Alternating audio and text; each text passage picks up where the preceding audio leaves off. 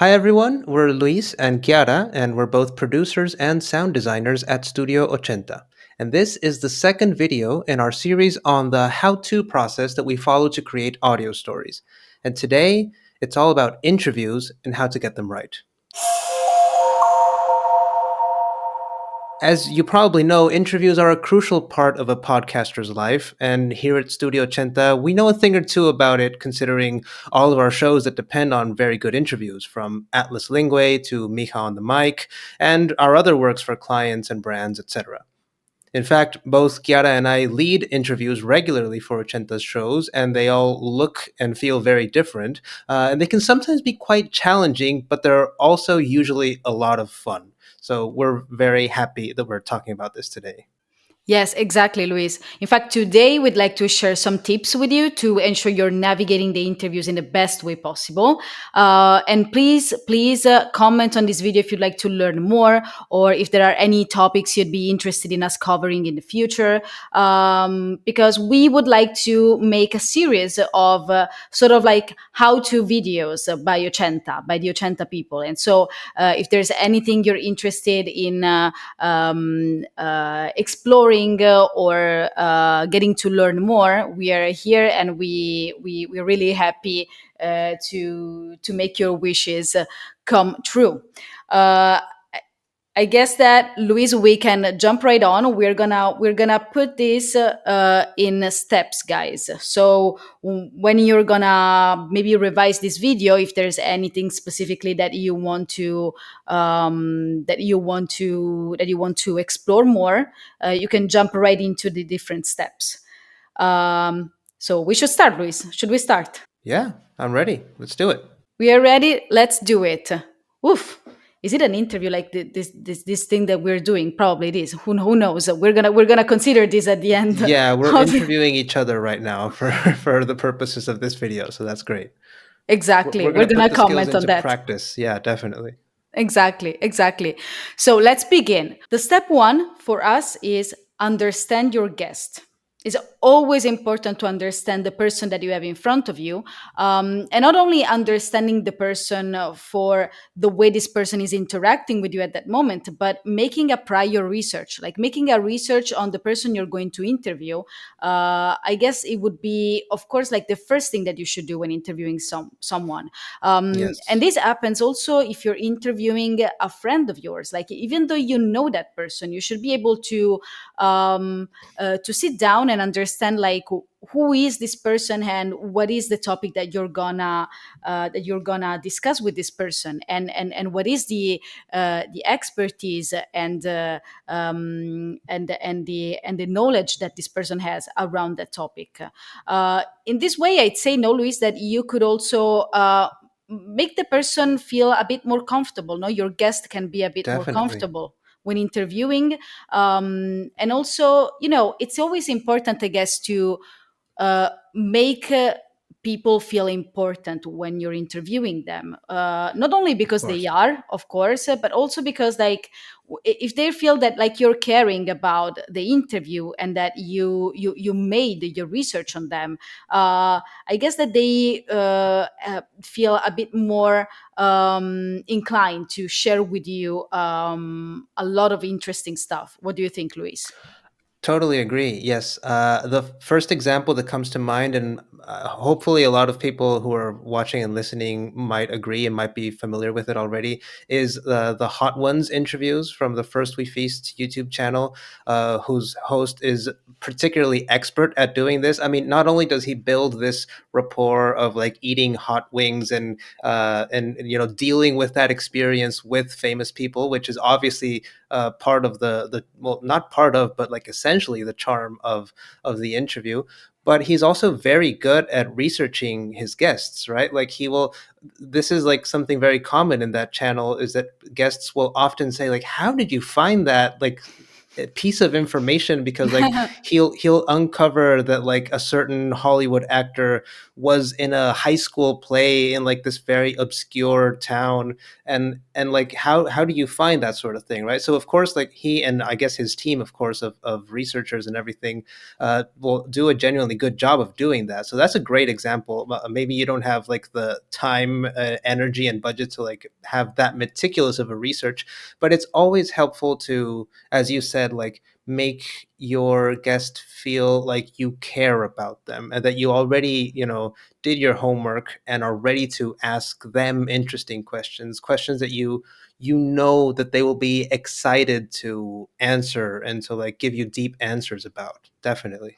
Totally, totally, and it also came to my mind another podcast, which is the Lex Friedman podcast. That Oh, okay. Yeah. in a pretty different way, I guess. That of course, like the host with Lex Friedman, he does a very, very, very accurate research on the person that he's gonna interview, especially I guess for the topics. Like sometimes like Right. you're interviewing people because of their person, but you're also interviewing people because of their expertise and, for example, their jobs. So, like making a Yes. research on the person means also trying to understand and getting closer, I'd say, to the topic and to the job of that specific person.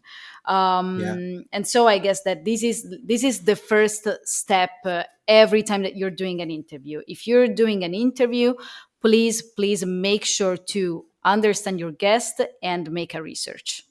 Yeah, definitely. To add something very small to this step, I mean, just very related to this, but in a very specific context. Sometimes, for example, you might be working on a show or a piece of content that requires like certain information from experts, right, about a topic.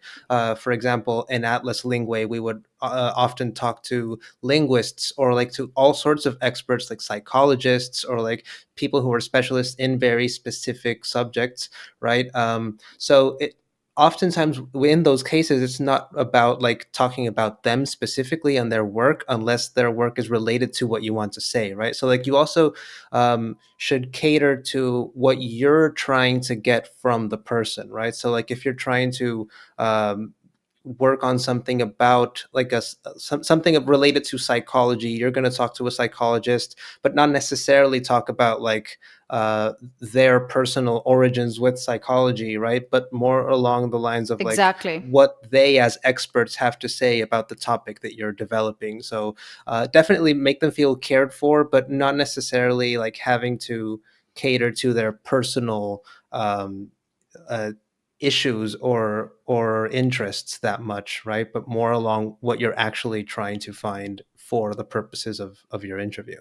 Exactly, exactly. Because like making a research on the person that you're going to interview, on your guest, is always important. But always the most important thing is having a script. Even though you're interviewing someone and you feel like you're gonna record a conversation, that Yes. conversation will be your podcast, and you actually should know where to lead the conversation, where you want to go. And so having a script, having an outline, aside of the research done on your specific guest, will make you the best prepared host ever. So for each of these steps, we've developed a short list of skills that it would be best for you to develop in order to get better at these at this particular step. And the first one for this first step of understanding your guest is, of course, research, as we mentioned. Right, be thorough in your research and really get to know your guest before you start the interview. And the second one is data analysis. I know that like this is something that might seem distant from specifically like interviewing someone and doing a research on someone, but it's actually important to collect all the data and all of your researches somewhere. So, for example, you can either create a Google Doc, or you can either use Notion, for example, to collect all the information regarding the guest, and understanding if you see also no specific like common paths, no, for example, this is important, like actually Yeah. like gather the information from your research somewhere, and understanding how to analyze it and what insights you could get from there. Exactly.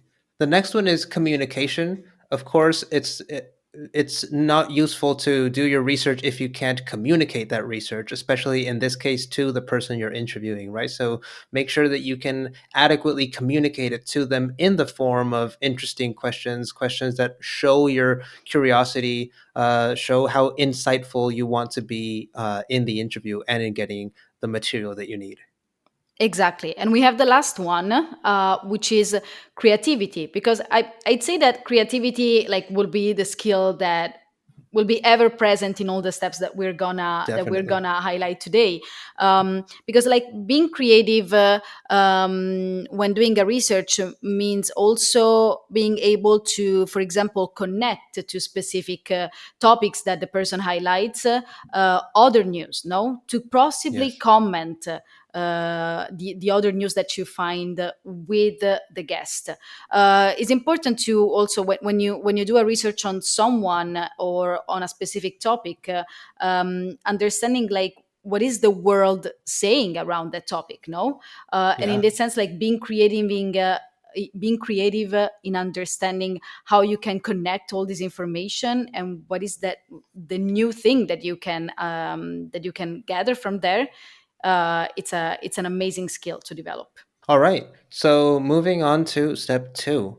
And this one is interesting because it's kind of like not quite the opposite of step one, but it's sort of like a way to bring in something different. So in step one, of course, we said like research your guest and more, get to know them more and find like interesting, insightful questions. Step two, on the other hand, is don't shy away from simple questions. And the reason I say this, or we say this, is because simple questions can be very valuable, actually, especially if your audience may not be familiar with the guest or the topic. So sometimes we kind of err on the other side where if we're like very like if we're like an expert in a topic or like a very devoted fan of something, for example, we kind of take for granted certain knowledge that we have because we're experts and we've dedicated so much time and energy into researching this topic that we sometimes forget that our audience might not necessarily be as well versed in the topic that we're talking about as we are, right?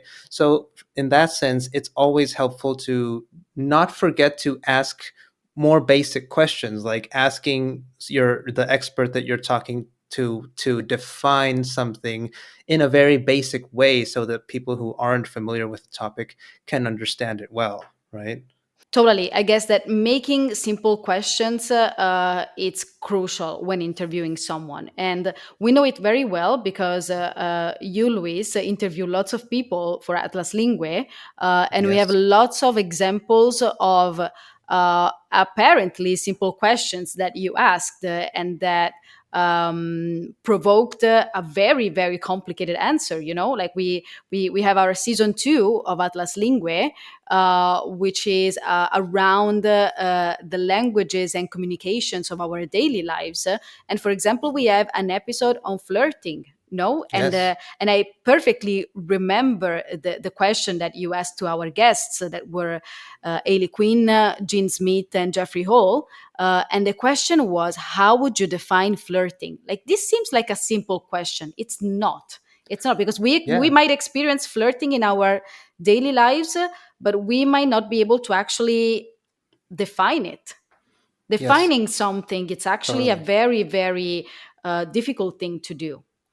Yes, it's something that might seem obvious, right? But it really, really isn't, as you said. Like we, in this case, we talked to three different experts on flirting as human behavior, right? And it was really interesting to get to know their, obviously their differing opinions on all of this. But you're right.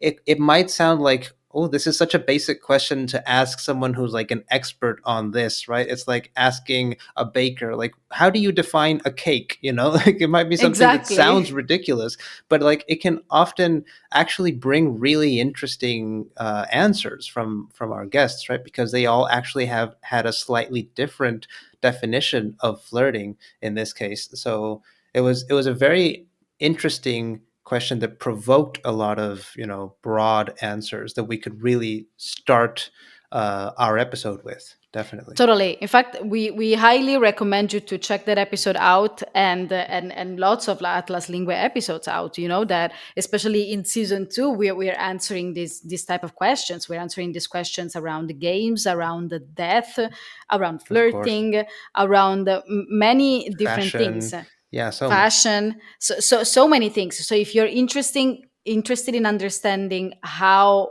simple questions can actually lead to a very, very complicated conversation and very engaging conversation, please, you should really check them out. And Luis, I Yes. guess that we also have skills that we should all level up in order to make simple questions, correct? And I guess that the first one is adaptability, like being able to be adaptable. It's crucial when making simple question, because like you might, as a host, you have so many different stuff on your plate that you have to understand, and that you have to manage.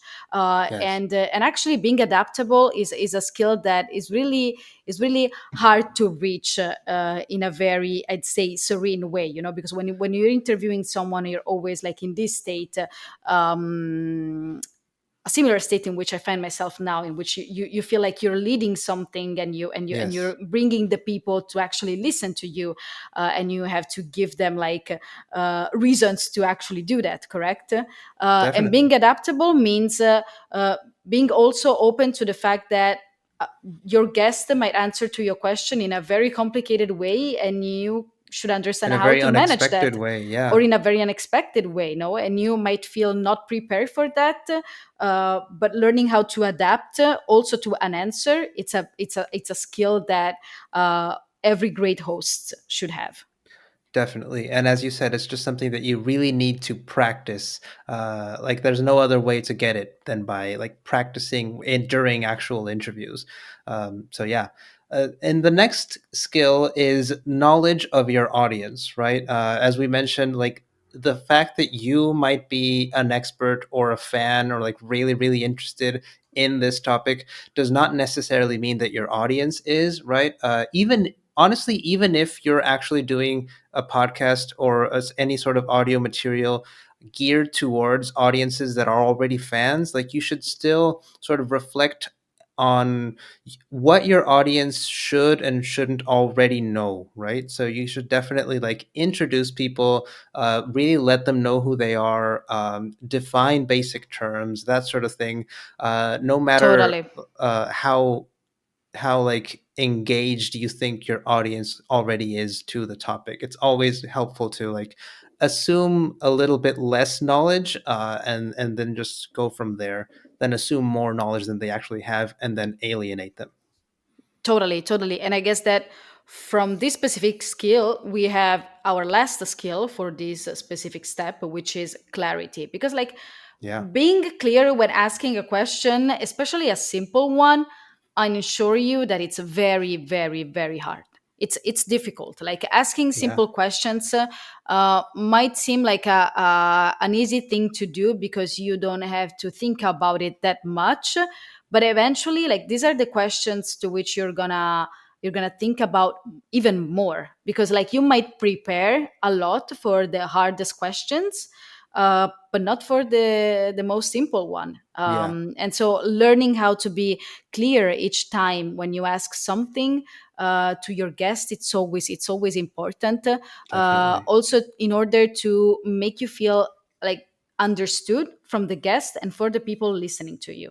So Of course. this skill is very important for this step. But let's come to the next step, and we're just like almost halfway through our steps, no? Yes. And this is very, very engaging. I love this. I wish I could have something like this when we were starting interviewing people. Oh, definitely. We It learned would have been all of super these helpful. things. See, we learned all of these things like on our own, and it was like so exciting.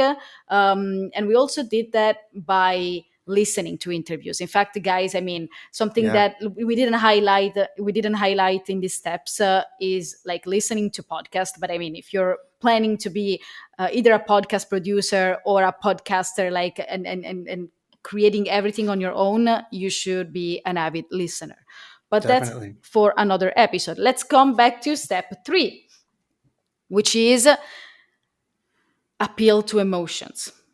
Like Yeah. emotions, we know that when we interact with a dear person, we might know that emotions are there. We would not necessarily expect that when we're talking to a stranger, when we're interviewing someone, but emotions are always there. Like you should make the person that you're interviewing understand that you're emotional, in the way that you prefer, huh? Like you can Yeah. either like cry, laugh, or just do nothing. But like showing emotion to the person that you're interviewing means also like making that person feeling comfortable, no? And so Absolutely. having the person in front of you being comfortable, it's one of the most important things that you can do as a host. You should create a space where emotions feel welcome, not only for your guest, but always also for your listeners. Like I do remember very clearly, I was attending this interview that Lori Martinez, our CEO, did for our season, Miha on the Mic.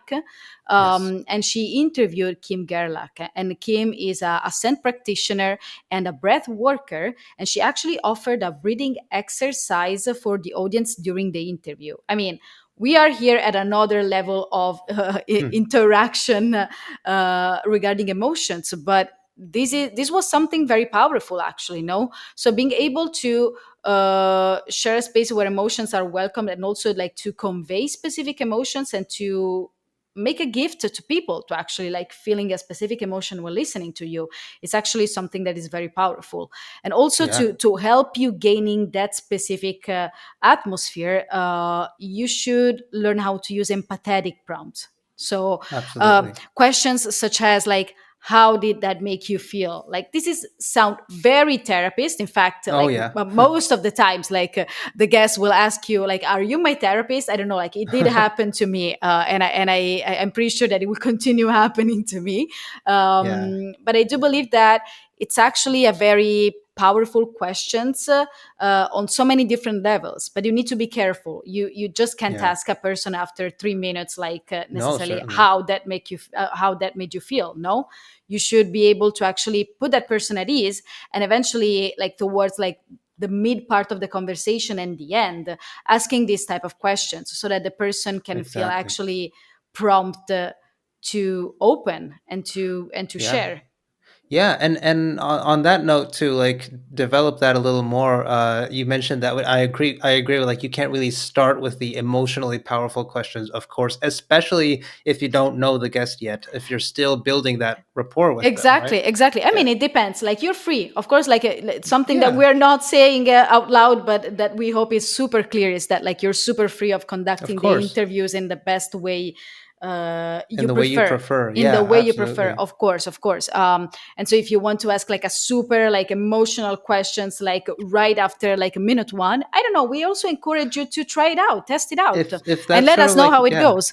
Yeah, and yeah, definitely. Let us know. Like if that's sort of what you're trying to do with your podcast, it's like emotional talk, and then like have your interview start with like what's the moment that's like, what when have you felt the saddest in your life? Like start with that question. Wow, I mean that's pretty powerful. But like if in that case, even like let's assume that show exists, or someone wants to do that, you would still have to like prepare your guest to let them know like, hey, this is like our deal, this is what we're doing, right? So like I hope you feel safe and like prepared to do that, to like open up immediately, kind of like going back to the hot ones example, right? Like the guests already know that they're going to do that, right? So it's not a surprise for them. See, no, totally, Yeah, totally. definitely. And I also have actually another example, which is an Italian podcast Yeah. that is called actually One More Time, but is in Italian, Okay. in which we have this host asking like very, very emotional questions to some Italian celebrities. Like, did your parents give you lots of hugs when you were a child? Oh Like, this is a wow. very like also private question, no? And also like when asking emotional questions, or when getting into an emotional like side of the interview, Yeah. please always be mindful and respectful of privacy. That is Oh very, yeah. very important. I mean, you can ask very private questions but always respecting privacy. And that is a very, Yeah. very, I guess, also one of the skills that you should develop, I guess, for this Yeah. specific step. Do we have other ones, Luis? Definitely. So you mentioned privacy, like respect for boundaries, right? Definitely keeping that in Exactly. mind. If your guest made it pretty clear is that like that's all I'm going to say about that, then don't insist, don't pry if that's what they told you. The next one, and you mentioned it, of course, is empathy, using empathetic prompts. Like if you feel like it helps, like you can also share something like similar that you can relate to in your own experience, right? Letting them know that like, oh, I went through something similar, when this happened to me, or something like that, and like I felt this. I wonder if you also felt the same thing. Like that sort of connection can be really helpful as well. Totally, totally. Like you really, you nailed it, Luis. Because like you can't pretend that people will actually open your life to you if you're not willing to open yourself a bit, you Yeah, know. and definitely. and that is, I guess, that this is something that you can transcend from something like this. Like if you're gonna ask emotional questions, you need to be either prepared and available to do the same, I guess. Yeah. We maybe this would be a skill of active listening somehow. Yeah. To listen actively to something means also connecting with the person with whom you're speaking in this way. It means making sure that this person knows that you're there, and you can make this thing very obvious and clear with your gestures, with your body gestures. Like, even though you're interviewing someone and you're not in person, which nowadays happens pretty often, no, Yeah. it's always important to show your presence somehow to that person when getting into the emotional side of the conversation. Absolutely. Yeah. And just sort of like to close off this list of skills and transition into the next step, before we do that, like you might be wondering, like, well, how do I do that? Like, how do I open up to our guests to be more emotionally available for them? Well, I mean, a very good way to do that would be to go back to steps one and two, which is like it goes back to your research, right? Like, if you let them know that you are genuinely interested and like you have like you're curious to know what they have to share, and you allow them to share like their own ideas with these very basic simple questions, but that like let them take control over the definition of what they want to say, that sort of thing. By doing those things well, you kind of naturally allow them to open up emotionally, which is why like we sort of suggest this more towards the middle or end of the interview, once you've already established that connection with them, by letting them know that you're genuinely interested. And I guess that, like, I also mentioned something that somehow spoiled our next step. You did, yes. I did. We're gonna But it's a good transition. leave you audience waiting for that, and to see if you kind of like understood what it is. But we're Yeah, gonna now have Luis unveil the truth. What of is the next course. step, Luis? Yeah, so if I'm not mistaken, the if I'm not mistaken, the spoiler you gave was talking about gestures and observing gestures, right? Because step four is, in fact, to manage two very key things, which are manage overlapping, which is obviously like when you and your guest, or if you have more than one guest, when they like talk over each other, and observe gestures that your guests may have, right? So like especially, for example, if you have an audio only podcast, you're going to have gestures that you're going to need to acknowledge in some way, right? Obviously, podcasts are much more common now, but even those, you usually have like audio only versions as well. So you want to like make them known in a way, right? Like if someone rolled their eyes, or if someone sort of smirked, or like is nodding their head or something like that, you can like definitely acknowledge that. Like you can say, oh, I see you're nodding your head very enthusiastically. Would you want to like tell us more about that? Like, what's your reaction to what I'm asking you about? uh and yeah, it's definitely part of the interview as well, right? All of the nonverbal communication that is going on during an interview, is it's important to like really bring it into the conversation, to notice when someone's having this very immediate reaction, especially because it's usually very raw, right? Like if you ask something and they immediately like either roll their eyes or like nod really effusively, that sort of thing, that's because there was a very like a key emotion going on there, a key like reaction response to what you were saying. Totally, totally. And also I guess that it's important to highlight your role as a host when managing overlapping and observing gestures, because as a host, um, you're also kind of a facilitator, you know, Yes. and that is a very important either skill if you want to develop, but also it's a matter of how you're introducing yourself either to one guest or to more guests. You're the person who's leading this interview, and so you should know how to make people, of course, as we just said, like no being comfortable, but also Yeah. feel free to actually express themselves when they want to, in the way they want to, which is a very very like how can we define this? It's a very um, tricky but also delicate thing, you know. Yes.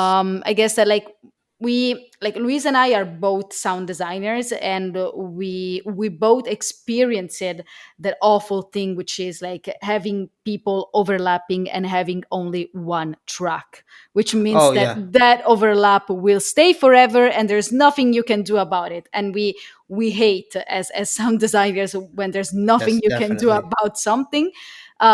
So we should also say that nowadays, like you as a podcaster, as a podcast producer, would have multiple tools that you can use now, in which this thing is not happening anymore. For example, the platform that Luis and I are using today, which is Zencaster. Zencaster actually allows you to not only record the video on two separate screens, like the video of Luis and the video of Chiara in this case, but also two separate tracks. Yeah.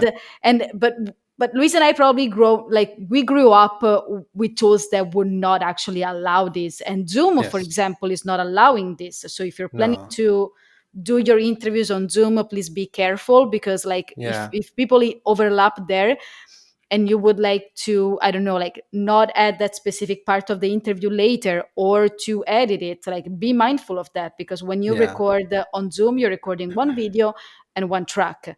By the And way, so we're like not sponsored by Zencaster. This is just like we're not genuinely our we're experience. not, and we also love Zoom. We love Yeah, everyone and definitely. everything that is like technological and helping us to actually like do Exactly. what we're doing. We love that.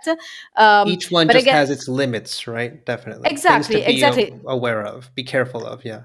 So when thinking about like overlapping and more technical stuff, like please be very mindful of the platform that you're gonna use. Luis and I somehow are a bit traumatized by overlapping, which is why like when we talk to Yeah. with each other, we're like, should I talk, should I not talk, should I talk? And so there is like this weird Yeah. situation going on between the two of us, because we're not used to the beautiful thing that is like having two separate tracks and Definitely. actually No, but choosing. now that we're actually overlapping with this one, like I think we should sort of like embrace it a little bit more, because as we're saying, like it can bring like a very natural element to your conversations, to your interviews, right? Especially if you're talking to more than one person. So for example, another episode of Atlas Lingua that we had recently for this last season, season 3, it was different because I of course was leading the interviews, like in the recording itself, right? So like for the first 2 seasons, the interviews were actually done in a way that like we erased the interview, the interviewer, and then we sort of scripted the episode with the responses, right? But in this case, the interviews themselves were live, right? And so there was a lot of like putting that into practice. We had an episode with comedians Michael Diaz, also better known as Juan Bago, and Jamie Fernandez. I should correct. Juan Bago is not. It's not that he's better known as. It's just like the character that he created for his stand-up shows and for his sketches and all of that. Anyway, like It's an they're amazing interview. It's hilarious, oh, I had hilarious. so much fun with that one. It was great. And the great thing about it was precisely that they were two people.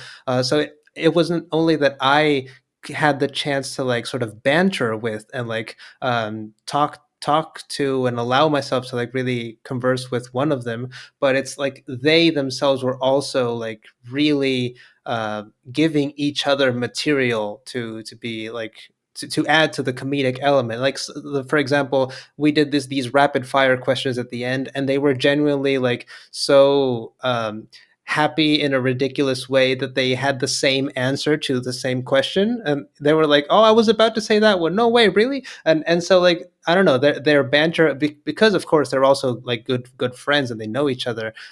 They allowed themselves to be that way, and like it added to a much more fun conversation, definitely. Totally. And the other side of this step that maybe we didn't highlight it much, which is like observing gestures. Observing Right. gestures is important. From like behavioral science actually teaches us something that is really really important when interviewing someone, when speaking with someone, which is that the person who's about to speak is going to give you a visual clue of that. It can be Yes. something with their eyes, it can be something with their mouth, it can be something with their hands, like depending on the culture. And like we all as humans have different ways of like anticipating the fact that we're gonna talk. And so please, Hmm. like you can like search a lot of different information about that, but please be mindful, because this is very very important and will actually help you tons of times. Like when you have the person who is about to speak and you're finishing your questions, and you don't want to overlap, just be mindful of that and maybe stop very quickly and let's see what that person has to say. No.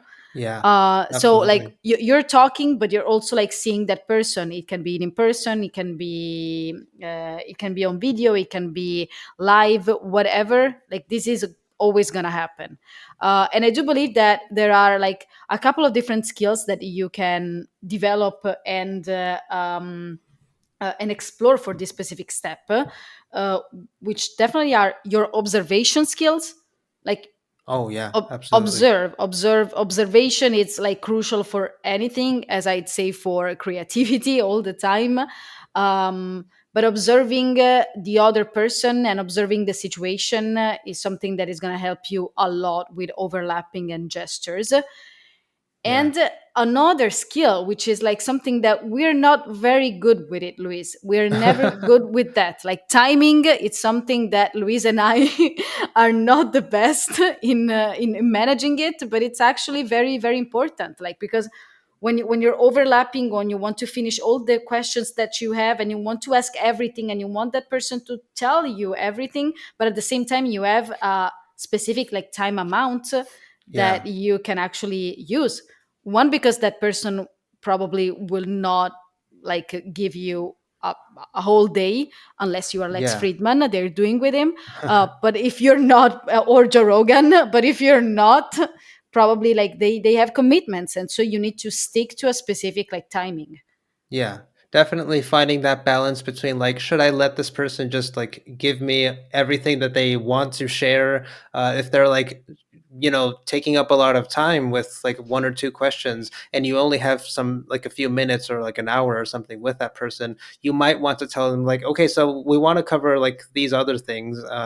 So let's move on to the next question or that sort of thing. Definitely timing is a key factor there, especially like also knowing when to interject, like when to allow yourself to do the overlapping and like pointing out the gestures, like noticing the right moment to say like, oh, I noticed that, by the way, like, oh, like maybe even like insert yourself to like make a joke or a comment on something that they said, right? Make a link to an earlier part of the interview, that sort of thing, definitely. I would like to ask you, Luis, if you like, what is your experience with that? Like, for example, what has been the longest interview that you had and you didn't necessarily plan to have it that long? Oh wow, I mean, definitely like we're close gonna we're to. gonna get there, guys. So we just want to give you like I don't know, like a specific, for example, situations in which this can happen, because of course if you're like creating your podcast with your friends, like you can take the time that you want. But when you're Yeah, of course. like talking to an expert and is a person that you don't know, like you need to stick to the questions but make the person feel comfortable and staying in Yeah, time. It exactly. These are a lot of different stuff. Yeah, um yeah, definitely. It's so just very quickly answered a question. I think it was someone that was like an hour and 30 minutes. I mean for like a Studio Ochenta show, for an interview that we had like scheduled to be like 45 minutes to an hour because they were like really sharing a lot of material. And it was great. It was great that they did that, and I did like near the 30-35 minute mark, I did tell them like, oh, by the way, like how much time do you have left, because there are several like other things that I want to discuss before we let you go, right? So fortunately, they were like, honestly, I just have all the time in the world today, so that was good. So like, it wasn't really it wasn't worrying me that we were running out of time with this person. Like I could continue going on with that, and then we can like later figure out what to edit, what's more what we're worth for our episode, right? But definitely that's something key to have in mind. Like if you have not much time with the person and they're like really taking a long time to answer like your first couple of questions, definitely let them know like, oh, by the way, I want to talk about this and this and this, so like let's just make sure to go to those topics first, to avoid like missing out on anything.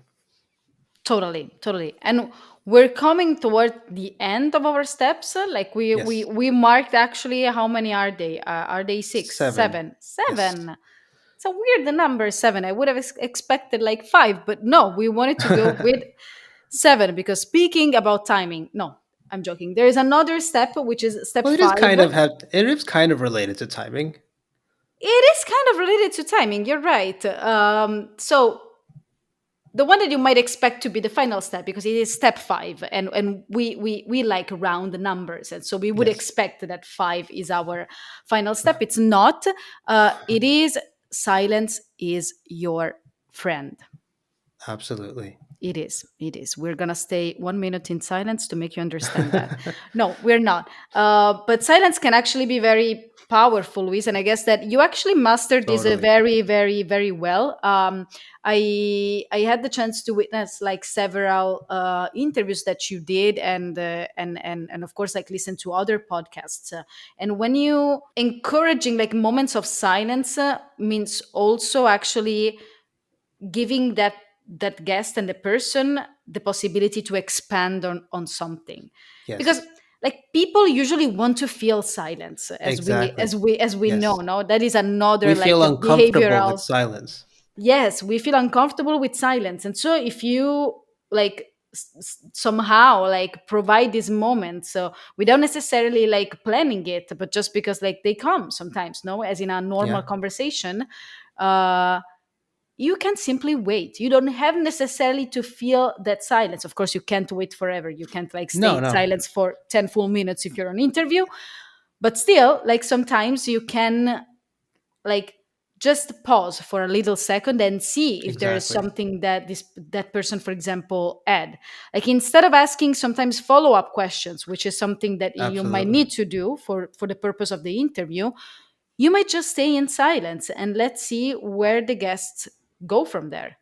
Yeah, exactly. Like a good example would be for example, um, I don't know, asking going back to the appealing to emotions, right? So like if we ask something like, and what did that experience make you feel, and then if that person says something like, I mean, I guess I was pretty sad about it, and they don't know like what else to say, sometimes we might have like the drive, the impulse to be like, okay, then next question, or like we might like try to follow up with another question like, sad in what way, and that could work definitely.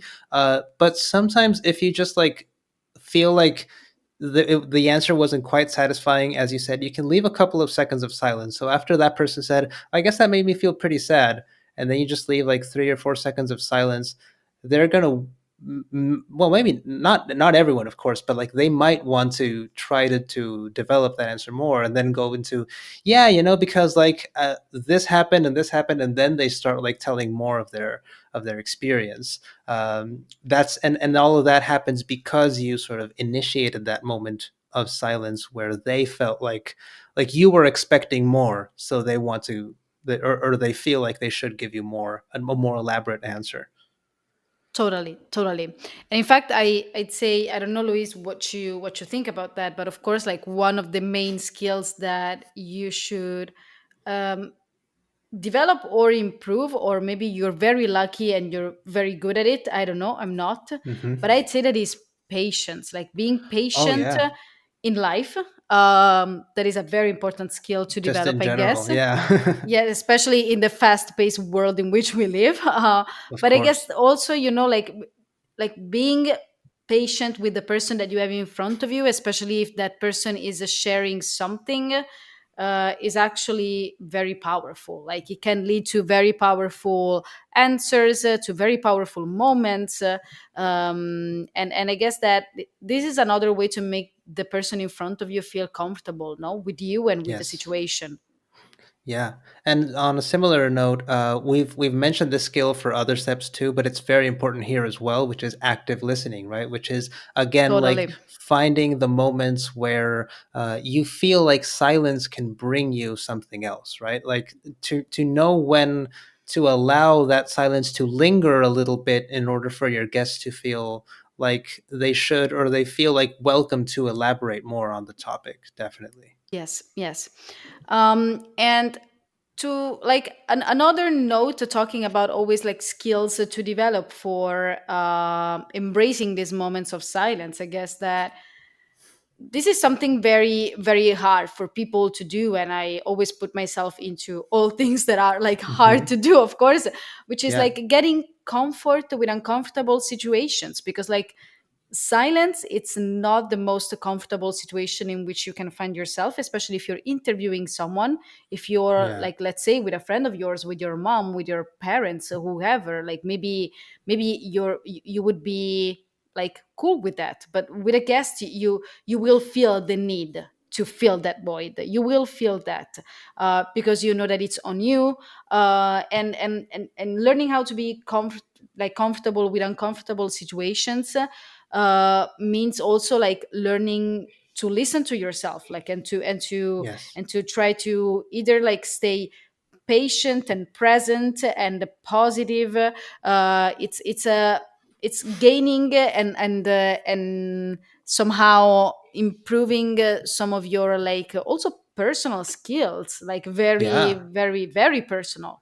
absolutely. So we really encourage you to train them, if you're also like planning to do that, but especially for interviews, this is a very important skill to develop, I'd say.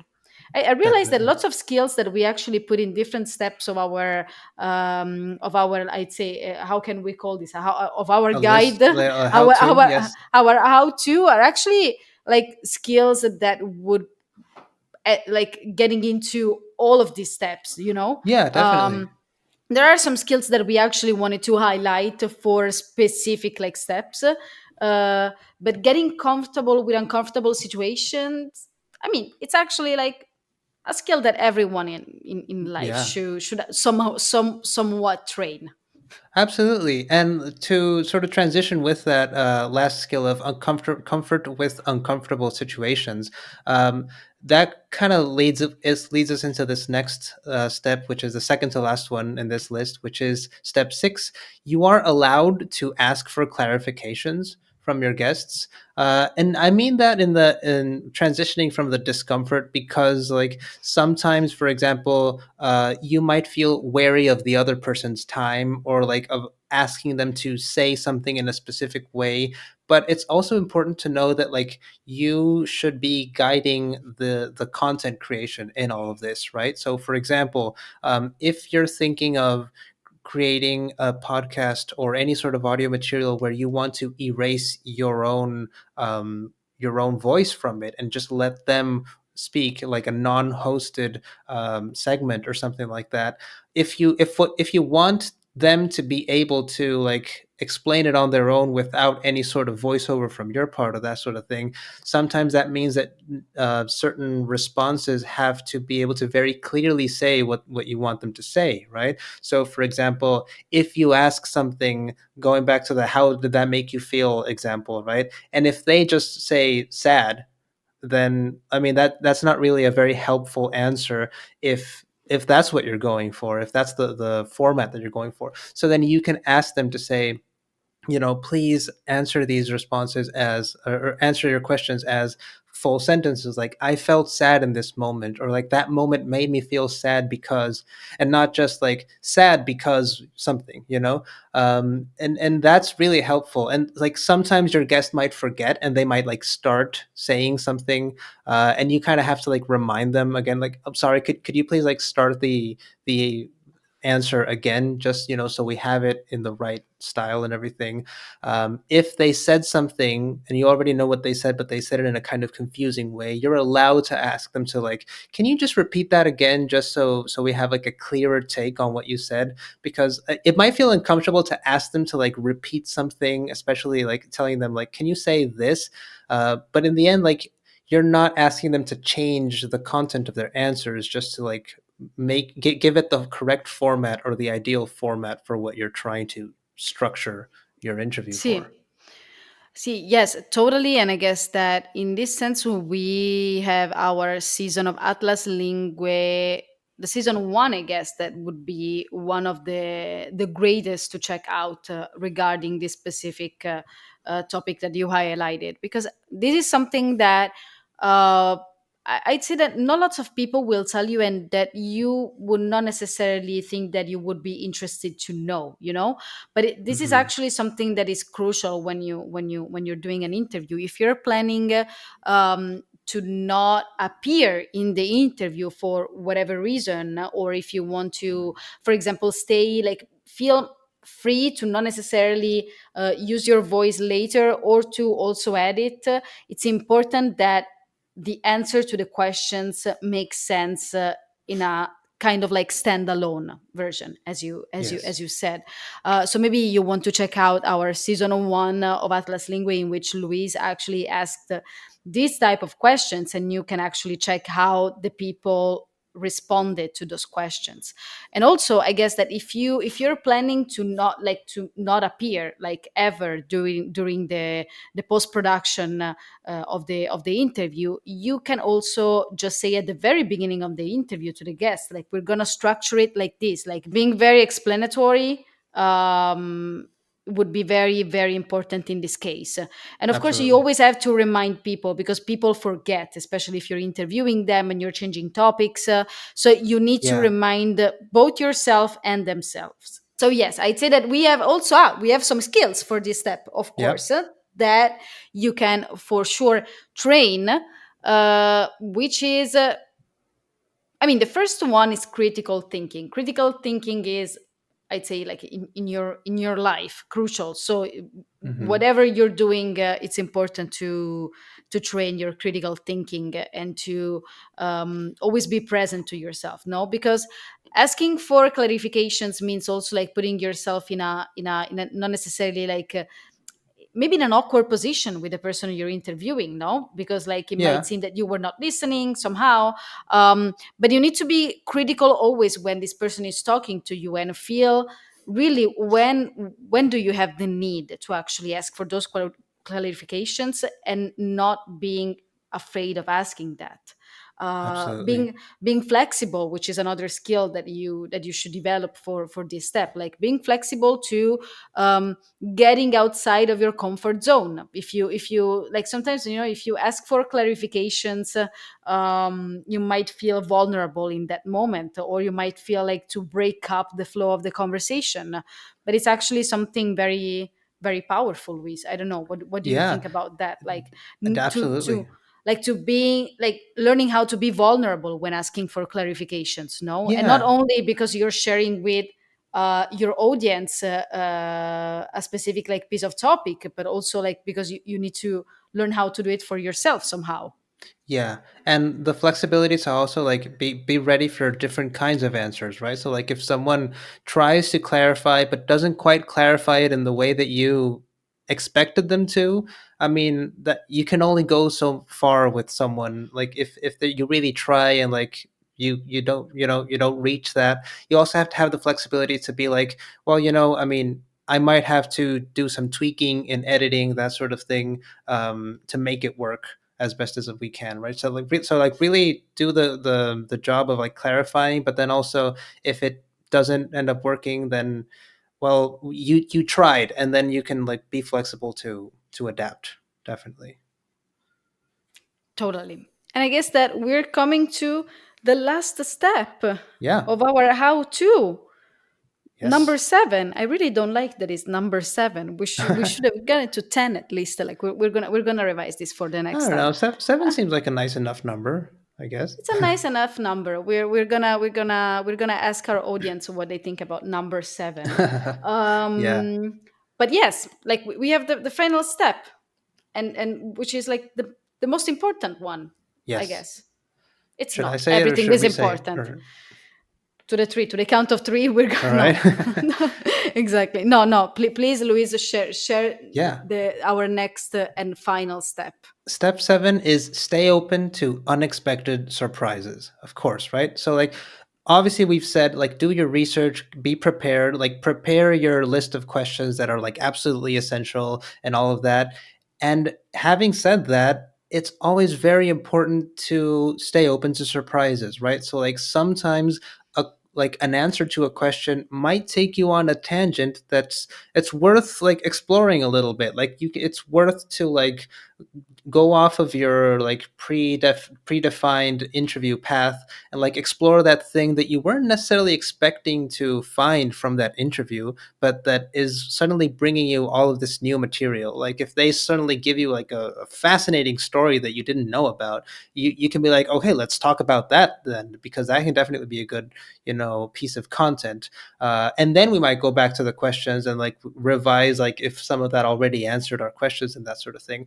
But like definitely be open to being playful, to like allowing yourself to be surprised, and being curious, especially that, I think, like the curiosity to like follow those leads that you weren't expecting when you started the interview. Yes, and also like there are so many different types of surprises, and sometimes they're not good. Like Oh, sometimes your definitely. Yeah. guest will not show up.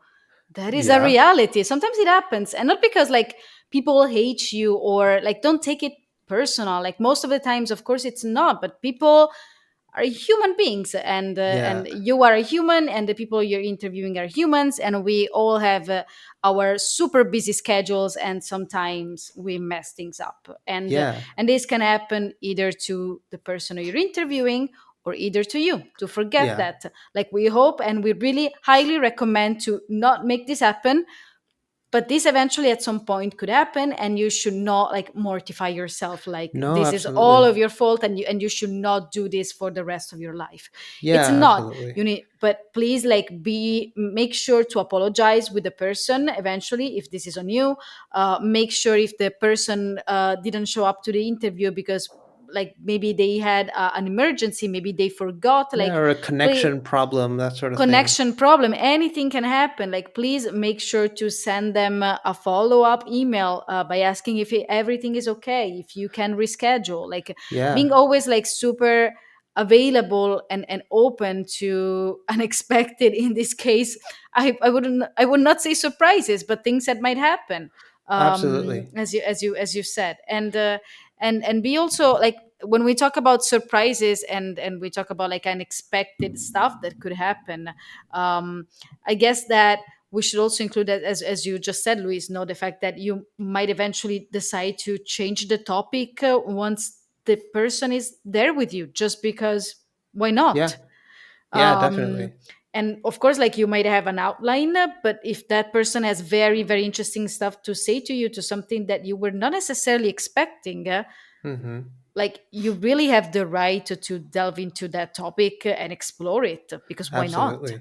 Yeah, just to give a very quick example of this, like, I had an interview with someone who was in Australia, and we had a connection issue precisely. Like on their side, they were having this connection issue that was not allowing us to record for like longer than 5 minutes at a time, which was like really challenging in its own way. And then they, at some point in the interview, said, "Well, I mean, I'm in Australia, so of course there were going to be bugs." Right, which I thought was such a hilarious moment, right? And so like instead of trying to like hide the fact that we had these technical issues, we can just sort of like laugh with them, right? Like we still were able to do the interview, even though it was like slightly awkward to have to like disconnect and connect again several times. But the fact that we were able to do that and like even bring in a joke about it was a lot of fun, and it was like a great way to acknowledge the discomfort, going back to the discomfort situation, right, that you talked about, into the interview and just making it part of the experience. Yes, yes, and just Luis, like you made me think about something that is crucial. Like sometimes you might interview people that are not necessarily in your time zone, Oh yeah, and that's true. time zones are just what they are. Like we're not in the same, like not the whole world is in the same time zone. And the fact that we have them, it's something that I guess that like something it's really coming along, like between all the calendar apps that we have, like people are really understanding this. And so probably now you have lots of tools that actually allow you to double check, triple check the time. Yeah. But please be mindful of that, like to avoid like those type of surprises, Oh because yeah. like in your case, Luis, like everything was like very nice because you created this very hilarious situation coming from a discomfort. But sometimes like people would not necessarily like embrace it as Yeah. you did and your guest did. So be also open to that, like being open to unexpected surprises, and being open to also manage them in the best way you can, which is Yeah. not the perfection, but it's the best way you can, and it's totally fine. Absolutely. Which just leads us really quickly to talk about the skills for this step, and it's similar to the ones that we've already talked about in previous steps. The first one is creativity, of course. Like allow yourself to solve these problems in a creative way, in a way that like alleviates these discomforts. Definitely, resilience in being able to go on, like similar to patience, just like finding the right way to troubleshoot these issues during your interview. And then of course authenticity, right? Just like keep it real, basically, right? Like acknowledge that you're human, that sometimes things don't work out, and sometimes even it is a little bit your fault. Like if you messed up something, I mean, obviously it's a mistake that you can learn from, right? But like that doesn't mean that it's not, worth acknowledging, and just letting people know, and like keeping, like continuing on with it as you go. Definitely. Yes, and to finish our list of steps and our how to guide, I'd say that on the note of authenticity, like it's important, like being authentic not only to yourself. No, it's not important to also like acknowledge that you actually felt that you were yourself when interviewing someone, and that is very very important. And it's also important for the person like in front of you, because people can sense authenticity when it's there and when not necessarily it's there. Yeah. So like being authentic means also being open to explore what is your voice as a host, like being authentic and being open to everything that can happen, to unexpected surprises, to all of the steps that we actually mentioned today, means somehow like finding your voice as a host. And the most beautiful thing, I guess, when we talk about different hosts and different podcasts, is that Yeah. like you can get emotionally attached to the personality of a specific host. So Yeah. let your personality like coming out from your interview, which is Yeah. also something that of course we wanted to make it clear, even though like it was clear from the beginning, but we really want to like make it super super clear, like Absolutely. you Allow should your like personality to be that thing that your guests can attach to. totally Yeah. totally. And on this amazing note and sentence, I guess that we finished. Yeah. It's it. Like we had Definitely. our all of our steps, our amazing 7 steps. We're gonna name it like Absolutely. this video, like 7 easy steps. For interviewing. Um, Yeah. but I Definitely. guess like everyone, thank you for listening, for supporting us and supporting the work of Studio Centa. Remember, please, to leave comments on which audio content, like production topics, you'd like to explore, so that we can actually take note and cover them in future Yeah, we would videos. love So to. we would really happy to do that. and subscribe to our YouTube channel, which is at Ochenta Studio. And you can also follow us on social media at Ochenta Podcast on Yes. Instagram. And there is a big news that maybe like some of you might know because you're subscribed to our newsletter. If you're not, please do. But we're also available on Substack, like Yeah. very, very recently. Right, Luis? Yeah, We you are. like literally just like a few days ago, which is exciting. Which is very, very exciting. We're excited to explore this platform, and we're excited actually to gain more interaction with you guys, because like you are the people that are making possible Studio Centa, and we really are thankful for that. Yeah, And we really want to interact as much as we can with all of you and provide you with the most insightful content that you exactly. might search for. Yeah, and Um, if you still do not follow us and you would like to follow us on Substack, you can find us at Pajarito de Ochenta, you're uh, right, Luis. You're right. Ochenta, the Ochenta bird in Spanish, right? And you can find all the links in the video description in this video. So Yes, you thank you very can. much for listening, and thank you very much for being with us all the way over here at the end of the video. See, and thank you, Luis. Thank you, Kiara. This was a lot of fun. It was. Ciao, See you in the guys. next one. Bye.